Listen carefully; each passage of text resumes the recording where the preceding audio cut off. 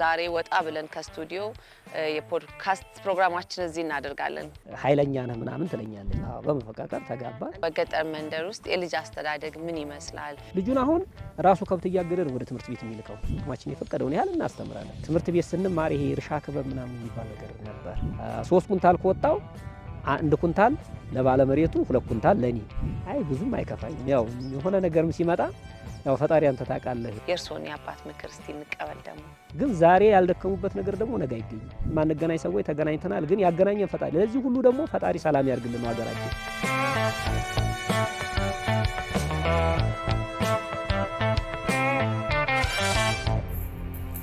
አዲስ ጎጆ ከወጡ ጥቂት ወራቶች ብቻ ቢቆጠሩም የወሩ መጨረሻ ላይ ያሉ ቀናቶችን ማለፍ ፈተና ሆኖባቸዋል።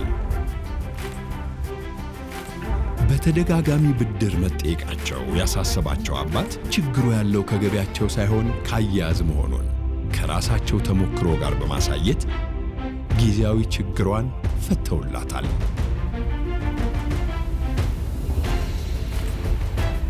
ደንበኞች ደንበኛ ብቻ ሳይሆኑ ቤተሰቦቻችን ናቸው ብሎ የሚያምነው ባንካችን ሁሉን በአንድ ባቀፈው ዳሽን ሱፐር አፕ በጀትን ለማስተዳደር የሚረዳውን በጀት የሚለውን አማራጭ በማቅረብ የዘላቂ መፍትሄው አካል ሆኗል።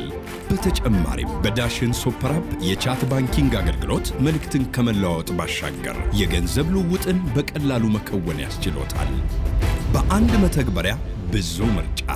ዳሽን ሱፐር አፕ ከዳሽን ባንክ።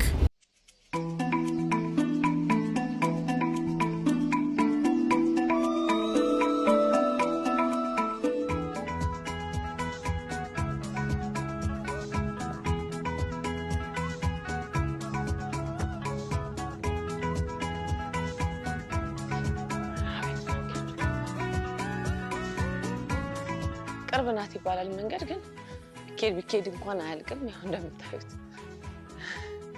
ትንሽ እግር ጉዞ አለው፣ ግን በጣም ቆንጆ አየር ነው። ከብቶቹ ድምፁ ደስ ይላል። ነፋሻማ አየር።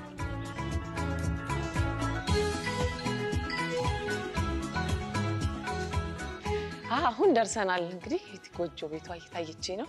በጣም የምታምር ጎጆ ቤት ናት እዚህ ጋር ያለችው።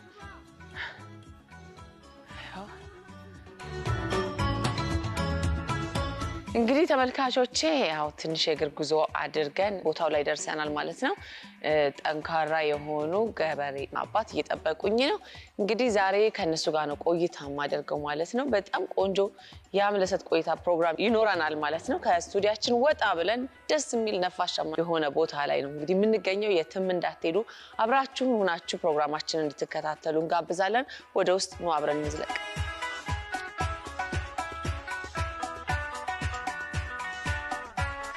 ሰላም ለዚህ ቤት። እግዚአብሔር ይመስገን። እንዴት ብለዋል አባት? ደህና እግዚአብሔር ይመስገን። ሰላም ነው? እንኳን ደህና መጣሽ። እንግዲህ ሰላም ነው? እግዚአብሔር ይመስገን ሰላም ነው። ደህና ነን። ደህና ሰላም ናችሁ? ደህና መጣሽ? አዎ እንግዲህ ያው ይችን ቦታ እኛም አዘጋጅተናል። እስቲ አረፍ። እሺ የዛሬ ስቱዲዮአችን እንግዲህ እቺ ናት ማለት ነው። እስቲ አረፍ በይ። እንደናንተ በጣም ቆንጆ ነው። እንዳንቺ ቢሮን ባትኮን ያው እንግዲህ ባለው ነገር አረ ቆንጆ ነው። ቆንጆ ነው። አካባቢ በሚፈቅደው አዎ አየሩም ደስ ይላል። በጣም ቆንጆ ነው። ቆንጆ ነው። እኛም ወጣ ማለታችንን ወደነዋል። አዎ አሪፍ ነው። እንዴት ነው ልጆች? ሁሉ ሰላም ነው። አዎ ሰላም ነው። እግዚአብሔር ሰላም ነው። ትንሽ ብርድ አለ። አዎ ቆይ አራት ቺው ቆይ ጋቢ ላጣልሽ። ብርዱ ቀዝቃዛ ነው። የኛ ትንሽ እሺ በጣም ቀዝቃዛ ነው አካባቢው። ትንሽ አትቺውም? እሺ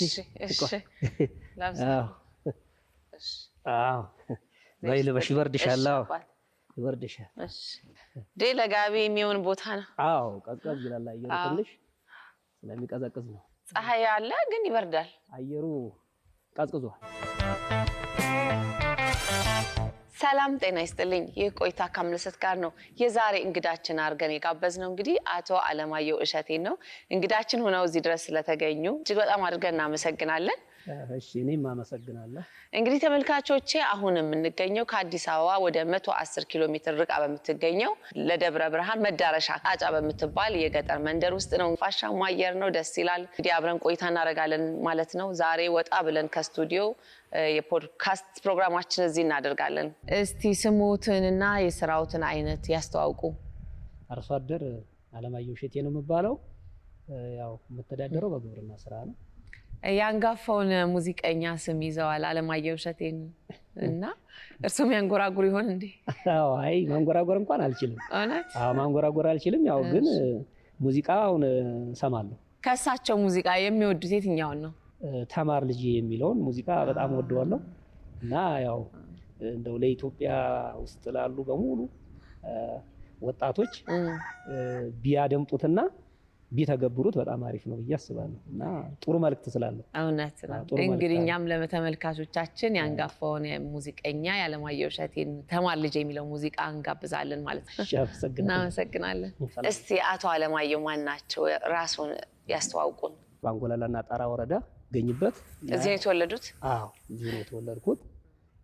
ከተወለድኩም በኋላ ያው ወደ ግብርና ስራ ከመምጣቴ በፊት የተወሰነ ጊዜ ትምህርት ተምሬያለሁ። በድሮ ተምረዋል? እስከ ስንት? እስከ 10 በድሮ ተምሬያለሁ። እስከ 10ኛ ክፍል ድረስ ተምሬያለሁ እና ከተማርኩ በኋላ ያው በተለያየ ምክንያት ወደ ግብርና ስራ ገባሁ። አሁን የምተዳደረው በግብርና ስራ እና ከብት በማርባት ነው። በምን አይነት የግብርና ስራ ላይ ነው ተሰማርተው የሚገኙት? ያው ሁለት አይነት ነው። አንድ መስኖ አለ። በመስኖ አሁን ያው ትንሽ ዝናቡ ስላየአየሩ ሁኔታ እንትን አይልም እንጂ እዛ ቦታው ድረስ ሄደን ማየትም እንችል ነበር። ግን ያው አያስገባም። አሁን ዝናቡ መንገዱ ያስገባል እና ያው አትክልት፣ ካሮት፣ ነጭ ሽንኩርት እናለማለን። ስንዴ፣ ገብስ በመስኖ ማለት ነው። በመስኖ በመኸርም በተመሳሳይ አትክልቶቹ አናለማም እንጂ ገብስ፣ ስንዴ፣ ባቄላ እናመርታለን። ያው ከብት በማድለብም በወተትም በዚህ ነው እንተዳደረው። እስቲ ወደ ኋላ ልመልሶትና እንደው የአቶ አለማየሁ እሸቴ የልጅነት ጊዜ ምን ይመስል ነበረ? ትዝታውን እስቲ ያጋሩን። አዎ እኔ እንግዲህ በልጅነቴ ያው ትምህርት ቤት ከመግባቴ በፊት የተወሰነ ከብትም አግጃለሁ። በረኝነት ማለት ነው። ለቤተሰቤ ከብት አግጃለሁ፣ አገልግያለሁ።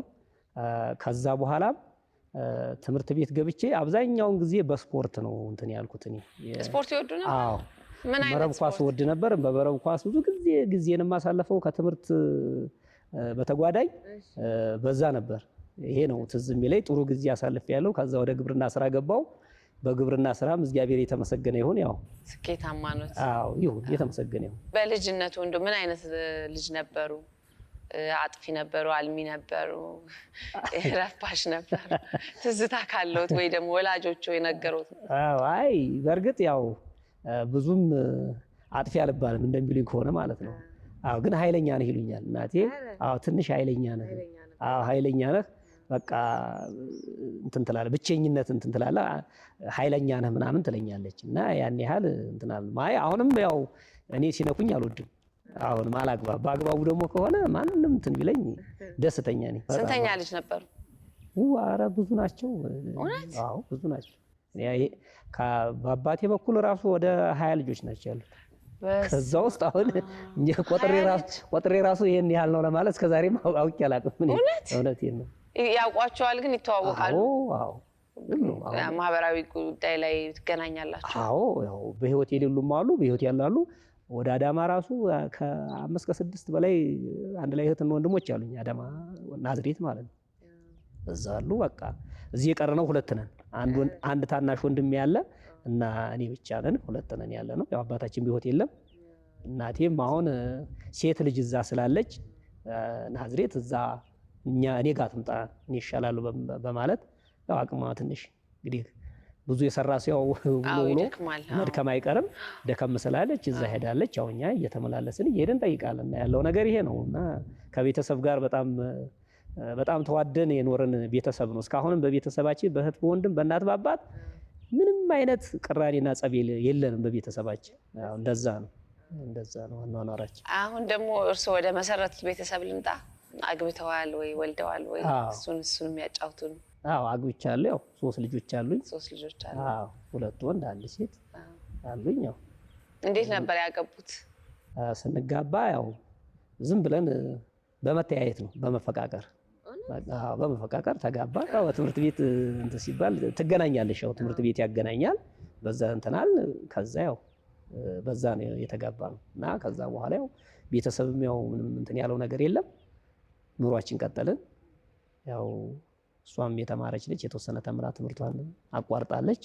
አዎና ዞሮ ዞሮ ያለው ነገር ደህና ነው። እንዴት ነበር ሲገናኙ? ትዝ አይሎትም? አዎ ደህና ነው። ያው እንግዲህ ስትገናኝ በፍቅር ነው ሰው የሚገናኘው። እንደው ትዝታውን ወደ ኋላ መለስ አድርገን ከኛ ጋር እንዲያጫውቱን ብለን ነው። ጨዋታ ደስ ይላል። እውነት ነው፣ ደስ ይላል። አይ ስንገናኝ ያው እኔ አካባቢያችን ትንሽ እንቀራረባለን። በዛ ተቀራረብን። በቃ ወዲያው ሳናውቀው ነው ወደ ትዳር ገባን። ከዛ በኋላ ልጆችም መጡ።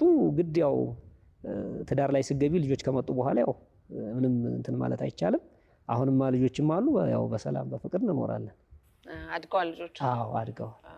ወደ ግብርና ይገባ አለ በእርሱ? አይ የለም፣ ተማሪዎች ናቸው። አዎ ተማሪዎች ናቸው። ትምህርት ቤት ነው። ያው ግን በትርፍ ጊዜያቸው ያው ይራዳሉ፣ የግብርና ስራ ይራዳሉ እንጂ በቋሚነት እንትን አይሉ። በገጠር መንደር ውስጥ የልጅ አስተዳደግ ምን ይመስላል?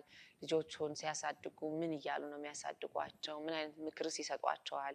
ሲያጠፉስ እንደው እንዴት ነው የሚቀጧቸው? አዎ አሁን እንግዲህ የኛ አስተዳደግና እኔ ያደኩበትና አሁን ላይ ያለው ይለያል። እንዴት መሰለሽ የሚለየው? እኛ ከብት ስናግድ በባዶ እግራችን እየሄድን ነው እና አይደለም የራሳችን የቤተሰብ ቀርቶ የጎረቤት ሁሉ ታዘን ነው በጣም እንትን ብለን የምንኖረው። አሁን ላይ ግን የተሻለ ነው ለልጆች። ምክንያቱም እኛ የመጣንበትን ነገር ለነሱ መድገም የለባቸውም በማለት ማንኛውም ሰው እኔ ብቻ ሳልሆን ሌላውም በአካባቢ ያለ ሰው ልጁን አሁን ራሱ ከብት እያገደ ነው ወደ ትምህርት ቤት የሚልከው እና ልጆች እንዲማሩ ይፈለጋል። ተምረዋል እና እንደ አጠቃላይ አሁን ላይ ያለው ጥሩ። ያው ልጆቹ እንግዲህ ወደ መጥፎ ዝንባሌ እንዳይኖራቸው እንከታተላለን። ክትትል ያስፈልጋል፣ እንከታተላለን። ልጆች ከትምህርት ቤት ሲሄዱ ሲመጡ፣ ከትምህርት ቤት በኋላም ያለውን ነገር እንከታተላለን፣ ምክርም እንሰጣለን።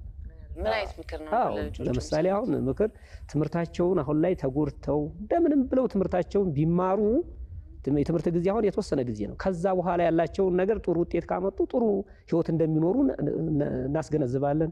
ከዛ በኋላም ደግሞ ያው በቤተሰብም በአካባቢም ታላቅን ማክበር፣ ለሰው ክብር መስጠት፣ የተለያዩ ነገሮችን እንትን እንላለን። አቅማችን የፈቀደውን ያህል እናስተምራለን። ሲያጠፉም እንቆጣለን፣ ዝም አንልም።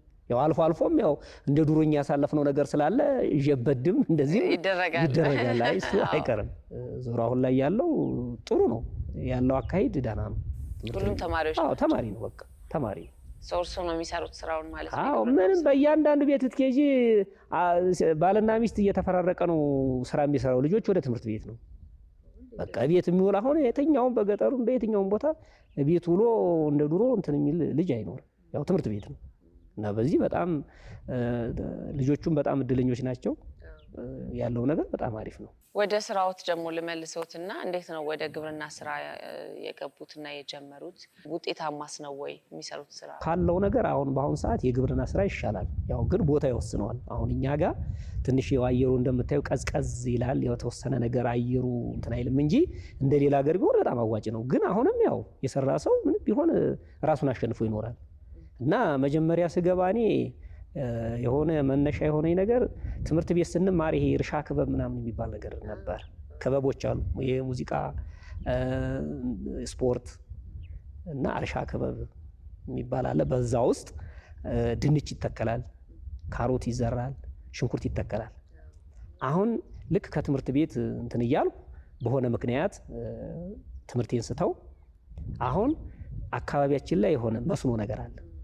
ያ መስኖ ለምን ይሄን መስኖ እንደዚህ ትምህርት ቤት እንደዚህ አትክልት ያኔ በእርሻ ክበብ እንዴት እንደሚዘራ እንትን አለኝ፣ ልምዱ አለኝ። እስቲ ቆይ ልሞክር አልኩና ሞከርኩ። ነጭ ሽንኩርት ተከልኩ፣ ደህና ውጤት አገኘ። በቃ ከዛ በኋላ ትምህርቱ ምኑም አላስፈልገኝም። በቃ ተመልሼም ወሰንኩ። ምክንያቱም በቃ ምንም ጥሩ ነገር ስላገኘው በአንድ ጊዜ በቃ እሱ አታለለኝ። ወደዚሁ ገባው በቃ ቀረው ወደዚህ እና ደስ ይላል። ምን ነበር የሚያደርጉት ከነጭ ሽንኩርቱ በተጨማሪ? ከዛ በኋላ አሁን ያው ካሮት እንዘራለን፣ ድንች እንዘራለን፣ ጎመን እንዘራለን። ያው አካባቢ የፈቀደውን ነገር እንትን እንዘራለን። ውጤቱን እንዴት ነው የሚያገኙት? ምርቱን ያው ውጤቱ እንግዲህ ጊዜ ይፈጃል። አዎ 6 ወር 6 ወር ይፈጃል። በቃ ምንም ሆነ ምንም የተወሰነ ነገር እናገኛለን። እንደ ከአካባቢው ከተለያዩ እንትኖች ይሻላል። በቃ መሬት አለን፣ የራሳችን መሬት አለ። ተጨማሪም ካስፈለገ በኮንትራት እንይዛለን። በመጋዙ የሚባል ነገር አለ። ለምሳሌ መጋዙ ማለት ለባለመሬቱ የተወሰነ ነገር ትሰጪ። ምንድን ነው የሚባለው? መጋዙ ይባላል። ለሰውየው የተወሰነ ፐርሰንት ትሰጫለሽ። እሱ አርሰሽ አልመተሽ ልክ ምርቱ ላይ ሲደርስ መሬቱ የሱ ስለሆነ የተወሰነ ነገር ትሰጫለሽ። ለምሳሌ አሁን ሲሶ የሚባል አለ፣ አከፋፈሉ ማለት ነው።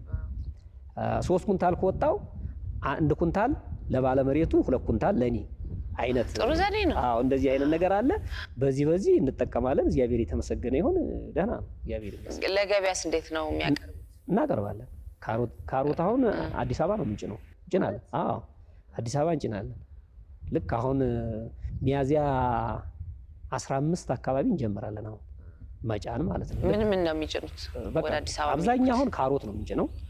ሽንኩርትም እንጭናለን። ካሮት ነው አብዛኛ ግን ሽንኩርት ብዙ 1 አመት የተከልነው መሬት ለሽንኩርት በሁለተኛ አመቱ ስንተክለው ተጽዕኖ አለው። አየሩ ይበላሻል፣ እንትን አይሆንም። ካሮት ግን በየጊዜው በአመቱ ብንዘራው ምንም ችግር ስለሌለው አሁን አብዛኛው እዛ አሁን ወደ ሜዳ ብንሄድ በጣም በቃ ከውስጡ መውጣት አይቻልም። በጣም ሰፊ ልማት አለ። አሁን በዚህ በጫጫ ዙሪያ በጣም ሰፊ ልማት አለ። በጣም ሰፊ ልማት። ሩቅ ነው ከዚህ? ትንሽ ራቅ ይላል። ምን ያህል ኪሎ ሜትር ይቃል? ብዙም አይደለም፣ አያስኬድም። ጭቃ አለው። የአየሩ ሁኔታ የሰሞን ዝናብ ስለሆነ አያስኬድም እንጂ እንትኑ ቅርብ ነው። አንድ ቀን መተን ግን እርሻ ቦታ ደግሞ እዛው እየሰራን አይደል? ስራውን እያገዝኩ ይቻላል። እስቲ እንደው የማይረሱት ደስ የሚል ገጠመኝ አሉት በህይወቱ? ብዙ ጊዜ ገጠመኞች ያሉት ያው እንትን ነው፣ ስፖርት ላይ ነው። እሺ እንገሩና። ስፖርት ላይ ብዙ ጊዜ እንትን እንላለን፣ እንጫወታለን። አንድ ጊዜ ደብረ ብርሃን ላይ ሄደን ስንሄድ የመጀመሪያ ጊዜ ሄድን ጊዜ ማለት ነው። በወረዳ ነው የምንሄደው። በወረዳ ሄድንና እንትን ይሄ የተወሰነ እንትን የሚሉን ካሸነፍን ያሸነፈ ቡድን ይቀጥላል፣ እዛ ይቀመጣል። ቅርብ ስለሆነ ያላሸነፈ ቡድን በቃ ወደ ቤቱ ይሄድ ይባላል። እኛ ደግሞ የሆነ ከኪሳችን ያን ጊዜ ሳንቲም ብዙ አይገኝም፣ የተወሰነች ገንዘብ ተኪስ ተጨማሪ ይዘን ልክ የገባለት ማታ ያለችንን ሳንቲም ጨረስንና ከዛ በኋላ በማግስቱ ከስፖርቱ 2 ቀን ነው 3 ቀን ካደርን በኋላ ስንሰናበት ጨዋታውን እንኳን ምን ይዘን እንይ በሚል በጣም ያን ጊዜ ስህተት እንደሰራን ለካ ቆጥበን መጠቀም ነበረብን እኛ ሳናቅ እንደዚህ አይነት ተሸውደናል። እና እንደዚህ አይነት ነገሮች አሉ። አዲስ ጎጆ ከወጡ ጥቂት ወራቶች ብቻ ቢቆጠሩም የወሩ መጨረሻ ላይ ያሉ ቀናቶችን ማለፍ ፈተና ሆኖባቸዋል። በተደጋጋሚ ብድር መጠየቃቸው ያሳሰባቸው አባት ችግሩ ያለው ከገቢያቸው ሳይሆን ካያያዝ መሆኑን ከራሳቸው ተሞክሮ ጋር በማሳየት ጊዜያዊ ችግሯን ፈተውላታል።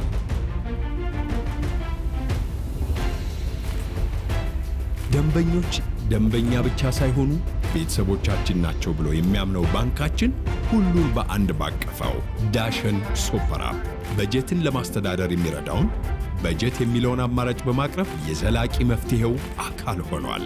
በተጨማሪም በዳሽን ሱፐር አፕ የቻት ባንኪንግ አገልግሎት መልእክትን ከመለዋወጥ ባሻገር የገንዘብ ልውውጥን በቀላሉ መከወን ያስችሎታል። በአንድ መተግበሪያ ብዙ ምርጫ። ዳሽን ሱፐር አፕ ከዳሽን ባንክ።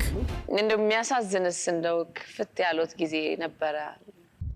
ብዙም አይከፋኝም። ያው የሆነ ነገርም ሲመጣ ያው ፈጣሪ አንተ ታውቃለህ፣ በቃ አንተ የሚሆነውን ነገር እንትን አለ። ያን ያህል ብዙ አይከፋኝም። የሚያስቸግር ነገር የሚያልፉበት መንገድ የራሱ አሉት ማለት ነው። ያው በቃ ምንም አንድ ነገር ሲመጣ እሱን ነገር ይዞ ዝም ብሎ እንዲሆንኩ ማለቱ ውጤት የለውም። ከመጣ መጣ ነው። ግን ምን በዚህ ይሄን ነገር በምን አልፈዋለሁ ወይም ለዚህ መፍትሄው ምንድነው ብሎ ወደ መፍትሄ መሄድ እንጂ አሁን ያን ነገር እንዲሆንኩ ብሎ እንትን ቢሉት ምንም ከልኩ አያልፍም ሳይሆን ነው። እርሱ አሁን እንደነገሩኝ በጣም ጥሩ ዘዴ ነው ያለውት። ከመጨነቅ ይልቅ ለአንድ ችግር መፍትሄ ማበጀትና ያንን ችግር ማለፍ ጥሩ ነገር ስለሆነ አንድ ሰው በጣም አስቸጋሪ ሁኔታ ላይ ሲሆን እንደው በምን አይነት ሁኔታ ይለፈው፣ ምን ያድርግ? የእርሶን የአባት ምክር እስቲ እንቀበል። አብዛኛው ወጣት ጥሩ ላይ ነው ያለው። ጥሩነቱ እንዴት ነው? ጊዜው ጥሩ ነው። በቃ መስራት ይችላል። ጉልበት ያለው ሰው ዛሬ በጣም ብዙ ነገር መስራት ይችላል። በዛው ልክ ደግሞ ስራ ፈቶ ዝም ብሎ እንትን ይላል እና ይሄ ጊዜ ነገ አይጠብቀው። ወጣትነት አሁን ከዛሬ ለነገ ከነገ ወደ ተነገ ወዲያ እያለቀ እየደከመ ነው የሚሄደው። ግን ዛሬ ያልደከሙበት ነገር ደግሞ ነገ አይገኝም። በአይምሮ በገንዘብም ዛሬ ያለውና በወጣትነት ያለውና ነገ እየደከሙ ሲሄዱ እኩል አይደለም። ስለዚህ ወጣት የሚሆነ ሰው የሀገር ተረካቢም እንደመሆኑ አንፃር ተክቶ ጥሩ ስራ ሰርቶ ይቺን ሀገር ይዞ ማሻገርም አለበት። በቃ መስራት አለበት። እና አሁን አንዳንድ ወጣቶች ዝም ብለው በቃ አልባሌ ቦታ የሚውሉ አሉ። ይሄን ስል ግን ሁሉን ወጣት ያወክላል ብዬ አይደለም። አዎ፣ ስለዚህ አብዛኛው ጥሩ ነው። ጥሩዎቹ በዛው መቀጠል አለባቸው። ሌላው ደግሞ መስራት አለበት። በወጣትነት ጊዜ ከሰሩ ነገ የጡረታም ጊዜ ይመጣል። እድሜ ዘልዛላ ነው፣ የሚመጣው አይታወቅም። ዛሬ ያለፉበት ነገር ነገ ስለማይገኝ እንደምንም ብሎ መስራትና መታገል ያስፈልጋል። እና ጊዜው ጥሩ ነው። በቃ ሁሉ ነገር አለ። አሁን ከዚህ ጋር ሄድ ብሎ እዛ ጋር ስራ አለ። የጉልበት ስራ ቢሰሩ ብዙ ነገር አለ። እና ስለዚህ ወጣቱ አሁን ሊማር ይገባል። በቃ ተደባል ሱስ ከተለያዩ ነገሮች በቃ ራሱን ቆጥቦ ቢሰራ ዛሬ ላይ በጣም በጣም በጣም ጥሩ ነው። በቃ በጣም ከኛ ወጣትነት ጊዜ ካሳለፍነው ጊዜ በምንም አይገናኝም። አሁን አይደል? የተመቻቸ ነገር አለ፣ ሁሉ ነገር አለ። በቃ እና ስራ ፈጠራው አለ፣ ስራ ሞልቷል። ፈለጉበት ስራ ካልናቁ በስተቀር በአሁን ሰዓት ወጣት ቁጭ ብሎ አይውልም። ያው ስራ ከናቀ ነው። በቃ ስራ ደግሞ አይናቅም፣ ስራ አይናቅም። እና እኔ ይሄን ነው የምለው። እና ስለዚህ ወጣቱ ቢሰራ በቃ በወጣትነት ጊዜ መስራት ያለበት ትምህርትም ከሆነ ሁሉን ነገር ጠንክሮ የያዙት ስራ ላይ ጠንክሮ ቢሰሩ ሁሉም ነገር ራሳቸውንም ይለውጣሉ፣ አገርም ይለውጣሉ። እንደው አቶ አለማየሁ እሸቴ እንግዲህ ሴትም ልጆች አሏቸው ወንድም አሉት አይደል? እንዴት ነው የትምህርት እድል ሲሰጡ የሚሰጡት እኩል ነው ወይ? ምክንያቱም አንዳንድ ቦታዎች ላይ ያው ሴት የቤት ማጀቱን መያዝ ያለባት ተብሎ ይታሰባል። እርሶስ እንደው ምን ይላሉ? ያው እንግዲህ ቅድም እንዳልኩሽ ትምህርት ላይ ሲሄዱ ያው በትርፍ ጊዜ አለው በመጠኑ በቃ አሁን በመጠኑ ለምሳሌ አንድ ሴት ልጅ ትምህርቱን ብቻ ካለችም ደግሞ ከቤትም ትንሽ እንትን ካላለች አይሆንም። ግን ትምህርቷን በማይነካ ትምህርቷ ላይ ተጽዕኖ በማያሳድር መልኩ የተወሰነ ልታገዝ ትችላለች እንጂ ትምህርት ቤት ትላካለች። አዎ በቃ በምንም ተአምር ከትምህርት ቤት አቀረም ችግር ካልገጠም በስተቀር ትምህርት ቤት ትላካለች። ወንዶቹም እንደዛው ነው። ወንዶቹም ቀጥታ ትምህርት ቤት ይሄዳሉ። ትምህርታቸውን በማይጎዳ መልኩ ለቤት ደግሞ የተወሰነ ነገር ይሰራሉ። ከዛ ውጪ ግን ትምህርትን በድሎ እንደዚህ አድርግ የሚባል ነገር የለም። ስለዚህ እርስዎ ማያምኑበትም ማለት ነው። ሴት ልጅ ቤት ውስጥ ቁጭ ትበል፣ ወንድ ልጅ ደግሞ ወጣ ብሎ ይስራ የሚለውን አባባል የለም። ሴቷም ትወጣለች እኮ ትምህርት ቤት ትምህርት ከሌለ የሜዳውንም ስራ በአቅሟ ልክ ትሰራለች። ግን ትምህርቷን በማይነካ ወንዱም ደግሞ ለምሳሌ የሴቷ ስራ ነው ብሎ መቀመጥ የለበትም። ምንድነው ሁሉም ብቻ ወንድና ሴት አይለይም በነገራችን ላይ በአሁን ሰዓት። ምክንያቱም ተለይቶ የሚሰጥ ነገር ስለሌለ ስራ ትምህርታቸውን በማይነካ መልኩ ከትምህርት በኋላ አቅማቸው በፈቀደ ወንድም ሆነ ሴት መስራት አለባቸው። ገጠር ውስጥ ልጅ ሲያድግና ከተማ ውስጥ ልጅ ሲያድግ እንደው ያለውን ልዩነት አነጻጽረው ቢያስረዱን ወይ ቢነግሩን። የተወሰነ ልዩነት አለ። ልዩነቱ እንዴት መሰለሽ? ለምሳሌ አሁን ከገጠር ልጅ ብጀምር የገጠር ልጅ አሁን ጠዋት ላይ ቢያንስ ተነስቶ ለበሬ ሳር መጣል አለ፣ ለከብቶች ለሚያርስ በሬ ለምሳሌ ሳር መጣል አለ። የተወሰነች በዛ ሰዓትም ቢሆን የተወሰነ ደግሞ ስራ ይሰራና ከዛ በኋላ ደግሞ ተገጠር ትምህርት ቤት አለበት ድረስ በእግሩ ተጉዞ ነው፣ በእግር መጥቶ ነው ትምህርት ያለበት ቦታ ሄዶ የሚማረው እና በጣም ልዩነት አለው። ከተማ ላይ ግን ከእግር አልፎ በባጃጅም በመኪናም የሚሄዱ አሉ ወደ ትምህርት ቤት እና ልዩነት አለው። እና በዛው ልክ ደግሞ አሁን ስታነጻጽሪው ያዛ የገጠሩ ልጅ አሁን በትምህርትም እንደዛው ጠንከር የሚለው የገጠር ልጅ ነው። በትምህርቱም አሁን ትምህርት ቤት እንትን ሲባል በውጤትም በምንም ጠንከር እያለ እንትን የሚለው የገጠር ልጆች ናቸው። ምክንያቱም ገጠር ላይ ኑሮውን በራሱ ያስተምራል። በቃ ከተማ ላይ አሁን የከተማ ልጅ ምንም ያን ያህል ስራ ብዙ የለም። ግን እዛ ገጠር ግድ ነው።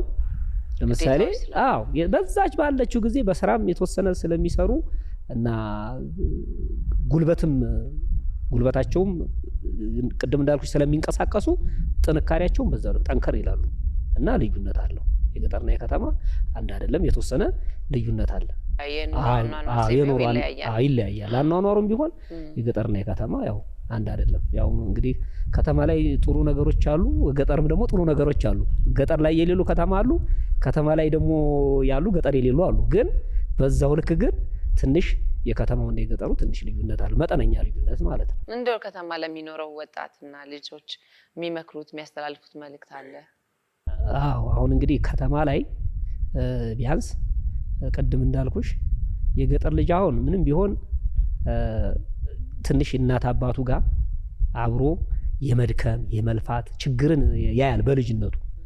ከተማ ላይ ግን ምንም አሁን ትምህርት ቤት ብቻ ሄዶ ይማርና አሁን ገጠር ላይ ራሱ ችግር ያለው የማይመስለውም አለ የከተማ ልጅ ማለት ነው። እና እነዚህ የከተማም ሆነ የገጠር ልጆች ግን ምንድነው ትልቁ ነገር ትምህርታቸውን ግን በአግባቡ በቃ ሁሉን ነገር ያገኙታል በትምህርት። አሁን ትምህርቱ ሲገባ አሁን እነኚህ ያልናቸው ነገሮች ሁሉ ሲማሩ ትኩረት ሰጥተው ካዩት ያገኙታል። እና ስለዚህ ትምህርትም ላይ ያሉ ጠንክረው መማር አለባቸው። ይሄ ደግሞ ገጠርም ከተማም አይደለም በነገራችን ላይ እና ሁሉም ልጅ ወጣት የሆነ ልጅ የሆነ ሁሉም ስራውን አክብሮ መስራት ነው። እና እንግዲህ መድገም ካልሆነ ቅድምም ብየዋለሁ፣ ጠንካራ ሰው የሚወጣው ከልጅነቱ ነው። በቃ ከልጅነቱ ጠንካራ ልጅ ከሆነ እዛው ልክ እየጠነከረ ሌላውንም እያጠነከረ ይሄዳል። እና አንዱ ካንዱ ይማራል። በቃ ጠንካራ ልጅ ካለ እኔም እንደ ከሌ ልጅ ወይም እንደ ከሌ እኔም እንደዚህ ሰርቼ በትምህርትም ከሆነ ከሌ አንደኛ ወጥቷል እኔ ደግሞ አንደኛ መውጣት አለብኝ ብሎ መንፈሳዊ ፉክክር ኖሮት ሁሉም ወጣት ቢሰራ ጥሩ ነው። አሁን ላይ ያለው ነገር ሁሉ ነገር ምቹ ነው። በቃ ቴክኖሎጂው ምቹ ነው።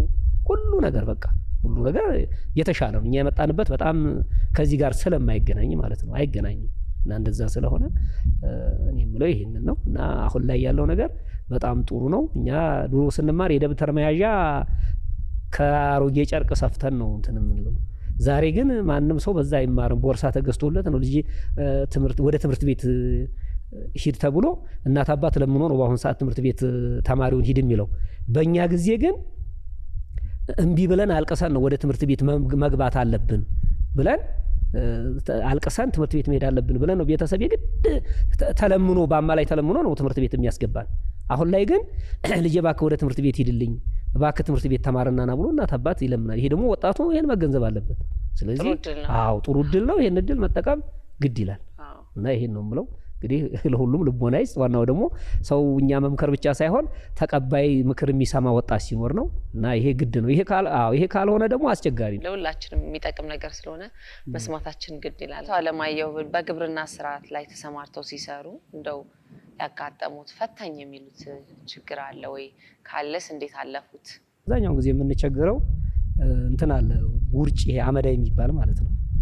የተፈጥሮ ነው፣ አመዳይ ነው። ጥቅምት ላይ አመዳይ ከመታው ሰብሉ ባለበት የመበላሸት የመድረቅ እንትን አለው እና እሱ አሁን በጣም አስቸጋሪ፣ ግን የተፈጥሮ ህግ ነው፣ ምንም ማድረግ አይቻልም። በዚህ ጉዳይ በጣም እንቸገራለን። ፈታኝ ነው በቃ እሱ ነው እንጂ መከላከያ አለው የለው፣ መከላከያ የለው። እና ዞሮ እንግዲህ ያው ግብርና ስራ ሲባል እንደዚህ እንደምንጫወተው አይደለም። ያው ትግሉ ካፈር ጋራ ነው። በጣም ታግሎ ጥረትን ይፈልጋል፣ መጣርን ያስፈልጋል። ከዛ ውጪ ደግሞ የተለያዩ ግብአቶችን መጠቀም። አሁን ዝም ብሎ ግብርና በጉልበት ብቻ ተሰርቶ እንትን አይልም። ግብአት፣ ማዳበሪያ፣ የተለያዩ መድኃኒቶችን፣ የተለያዩ ነገሮችን መጠቀም ግድ ይላል። እሱን አሁን ከግብርና ጽሕፈት ቤት እየገዛን ማዳበሪያም እንገዛለን፣ መድኃኒት እንገዛለን። እነዚህን ነገሮች ወቅቱን ጠብቆ በቃ በወቅቱ እያንዳንዱ ነገር ወቅቱን ጠብቆ ከሰሩት ምንም ቢሆን የለፉበት ነገር ጥሎ አይጥልም። አዎ ይገኛል። እና እንደዛ ነው። እንደው ለአንድ ገበሬ ስኬታማ ነው ለማለት እና ውጤታማ እንዲሆን ለማድረግ የሚያስፈልጉ ነገሮች ዋነኛው ነገር ምንድን ነው ብለው ያስባሉ? እሱ ዋነኛው ነገር የስራ ፍላጎት መኖር ነው። በቃ የስራ ፍላጎት ካለው ምንም የሚያስቸግር ነገር የለም። ሰው ከሰራ ከታገለ ከለፋ ስኬታማ ይሆናል። ምንም ይሁን ግን ምንድነው ዋናው ፍላጎቱ ነው።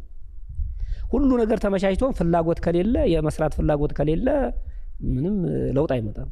ግን አንድ ገበሬ የግብርና ስራ ውስጥ ገብቼ ይህንን ሰርቼ እንደዚህ መለወጥ አለብኝ ብሎ አላማ አድርጎ ከተነሳ ያ ሰውዬ ስኬታማ የማይሆንበት ምንም ምክንያት የለውም። እና ዋናው አላማና የስራ ፍላጎት ነው። ጥንካሬ፣ የስራ ፍላጎት ያስፈልጋል ማለት ነው። እውነት። በዘመናዊ መንገድ ግብርናን ማስኬድ ምን ያህል ጉልበት ይቆጥባል፣ ሰውን ኃይል ይቆጥባል ብለው ያስባሉ?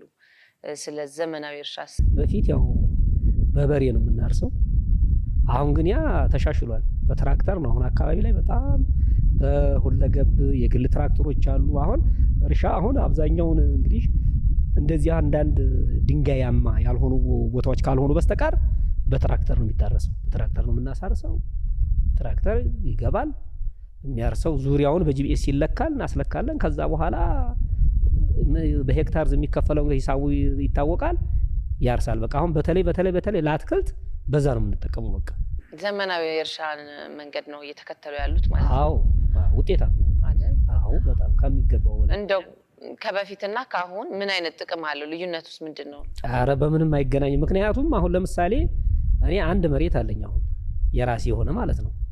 ያንን መሬት አርሼ አለስልሼ አትክልት እስከምዘራው ድረስ ቢያንስ አንድ 20 ቀን የስራ ቀኖች ይፈጅብኛል። 20 ቀኖች የስራ ቀን ሳላቋርጥ ማለት ነው። የስራ ቀኖችን 20 ቀኖች ነው አርሼ አለስልሼ እንትን ብሎ ደጋግሜ አርሼ ማለት ነው። እንግዲህ 20 ቀን የሚፈጅብኝ። አሁን ግን በትራክተር ከሆነ ግፋቢል የ2 ሰዓት የ3 ሰዓት በቃ ጊዜ ይቆጥባል። ስራውም ይለያል። የትራክተሩና በበሬ የሚታረሰው አንድ አይደለም እና ለውጥ አለ። ለውጡ ይሄ ነው ብለሽ የምትገምጪው አይደለም። በጣም ትልቅ ለውጥ ነው እና በዛ ልክ ነው እየተጠቀምን ነው። ይሄ በጣም አሪፍ ነው። ቆንጆ ነገር ቆንጆ ነው። ሌላ አባቴ እንግዲህ እዚህ በአካባቢው ሁሉም የተለያየ ግብርና ስራ ላይ ነው ተሰማርቶ የሚገኘውና ሰብል ሲደርስ ወይ ደግሞ ምርታማ ስትሆኑ ያለው ትብብር አብሮ የመስራትም የመካፈልም ሊሆን ይችላል። እንደው ምን ይመስላል? አዎ ከአካባቢ ጋር ያው በውይይት በመመካከር በመነጋገር ነው የምንሰራው። በቃ የምንሰራው በውይይት በመነጋገር ነው። ግን ሰብል ስንሰበስብ አሁን አትክልት ስናለማ ስንሰራ ያው አሁን ላይ ብቻ አካባቢው ስላልፈቀደ አልሄድንም እንጂ በጣም ሰፊ በ10 ሺህ ቤት የሚቆጠር ሰራተኛ አለ አካባቢው ላይ። እዚህ አካባቢ በጣም የአካባቢው ማህበረሰብ በጣም በቀን ስራ ይተዳደራል በዚህ ስራ። አሁን በአትክልት ስራ አትክልት 20-30 ሰው ይዞ ነው አንድ ሰው የሚሰራው። በቃ የሚሰበሰበው ምርቱ የሚሰበሰበው በሰራተኛ ይሰበሰባል። እንደገና እንትን አለን ማህበር አለን፣ የመስኖ ማህበር አለን። በዛ ማህበር መሰረት እንሰባሰባለን። አባል ይሆንን ማለት ነው። እዛ የምናለመው እንሰባሰባለን፣ እንወያያለን። በትብብር ነው ሁሉ ነገር። መድኃኒት ስንገዛ በትብብር ነው። ማዳበሪያ ስንገዛ አንድ ላይ ሆነን ነው። ሁሉን ነገር አብረን ነው እንትን የምንለው። ግን ስራው ላይ የሚለየው ምንድነው? አብዛኛው ሰው እኔ ሄጄ አሁን እንደ ድሮ እንደ አባቶቻችን በፊት ምንድነው ጠላ ይጠመቅና ከሌ ዛሬ እርዱ ይብሏል አጨዳም ይሁን ምንም ይሁን ተብሎ ነበር እንትን የሚባለው። አሁን እንደዛ ሳይሆን ልክ 20 ይሁን 30 ሰው ሰራተኛሽን ይዘሽ ወደ ስራሽ መውጣት ነው። ግን አሰራሩ ላይ አካባቢ ላይ ለሚደረጉ ነገሮች ለእያንዳንዱ ነገሮች እንወያያለን፣ እንነጋገራለን፣ እንተባበራለን። ለምሳሌ የምንሰራባቸው የግብርና መሳሪያዎች እንደ መኮትኮቻ፣ እነዚህ ሞተር ፓምፖች፣ የተለያዩ ነገሮች እሱን እኔ ከቸገረኝ ከጓደኛ ያመጣለሁ፣ ጓደኛ ከቸገረው ከኔ ይወስዳል። በዚህ አይነት ትብብር አለ። በዚህ አይነት መልክ ነው የምንሰራው። እንደው አቶ አለማየሁ እሸቴ እዚህ ድረስ መተናል። ቃለ መጠይቅም ልናደርግ ቀረ የሚሉት ማስተላለፍ የሚፈልጉት መልእክት ካለ ደግሞ እድሉን ልስጥና መጨረሻ ላይ ደግሞ ይመርቁናል። እኛንም ሀገራችንን የአባት ምርቃት አግኝቶ መሄድ ደስ የሚል ነገር ስለሆነ እግዚአብሔር ያቆያችሁ፣ እግዚአብሔር ይስጥ። ሰላም ወደ ቤታችሁ ግቡ እና እኔ አሁን ትልቁ ነገር የምለው ሀገራችን ሰላም ያርግልን ነው።